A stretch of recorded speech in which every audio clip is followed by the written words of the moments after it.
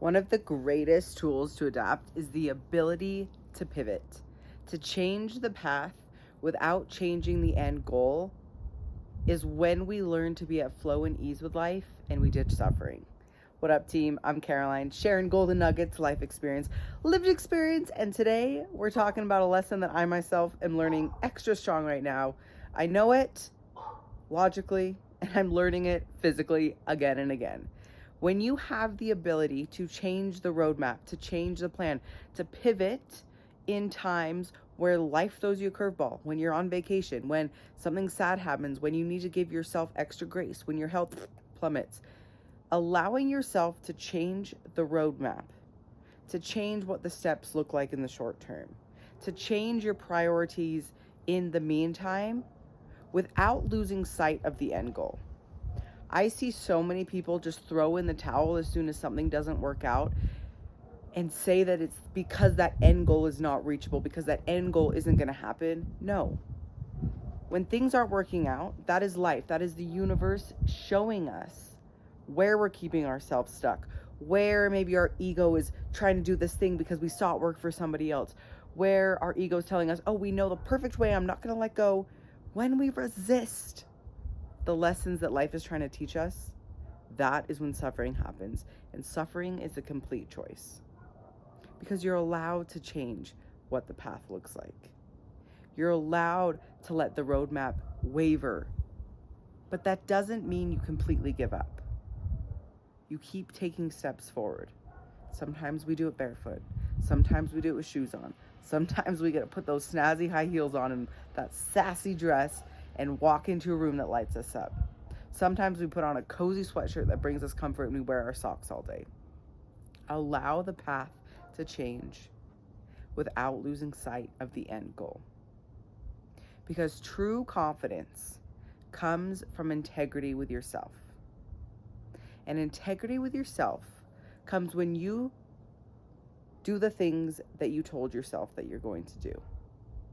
The worst thing you can do for the relationship with you is a no call, no show. No call, no show on you because you're the only one that knows about it. And that is what digs the deepest.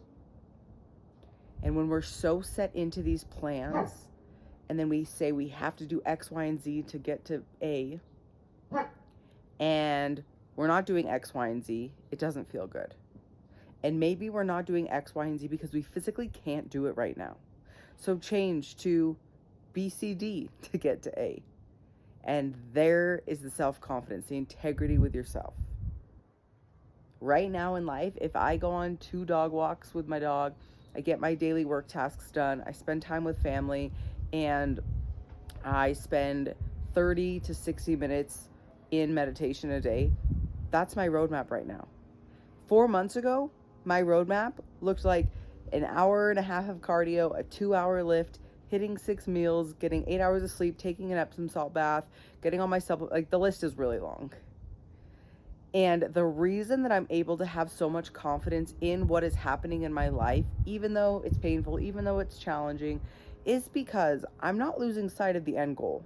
I haven't thrown in the towel of where I want to go, where I know I'm going to go, what I know is going to happen. I have just allowed life to show me where I need to pivot, adjusted for that, listen to it, and found a settle in it. And the settling part, yes, is challenging. Yes, it's uncomfortable.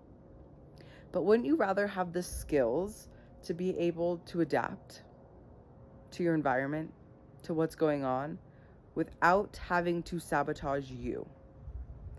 We've all been through chapters where things outside of ourselves might need a little more intention than our internal world.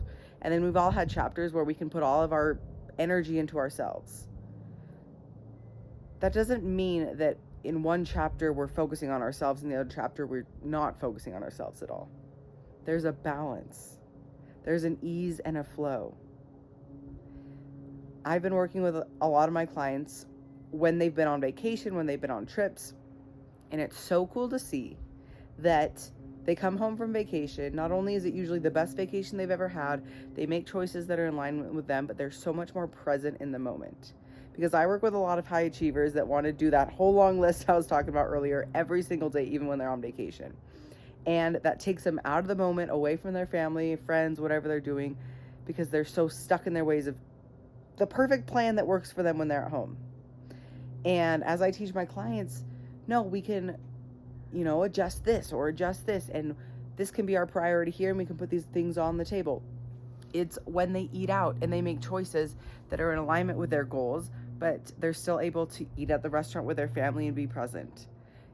It's they choose a hotel that maybe has a gym because they still want to get their movement in, but they wake up 30 minutes earlier so then they can be present with their family for the whole entire day. Because even I've been on vacations where I ditch everybody, I go do my own thing. Like, it's great and it feels productive, but it doesn't feel good. Because also one of my priorities is family. So when I've resorted to that whole long list of things that I have to do to feel successful, and I've ditched all the other priorities, that's not acting in alignment with ourselves. That's not actually leading me to the end goal.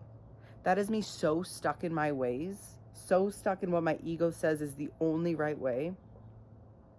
It's about the ease and flow.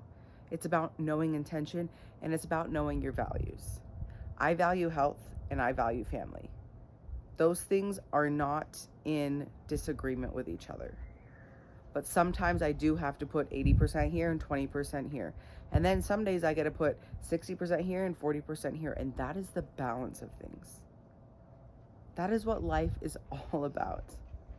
Establish your values, create your intention, dream humongous, make big plans that scare you. And then every day, take steps in the direction that gets you there. Hold yourself accountable.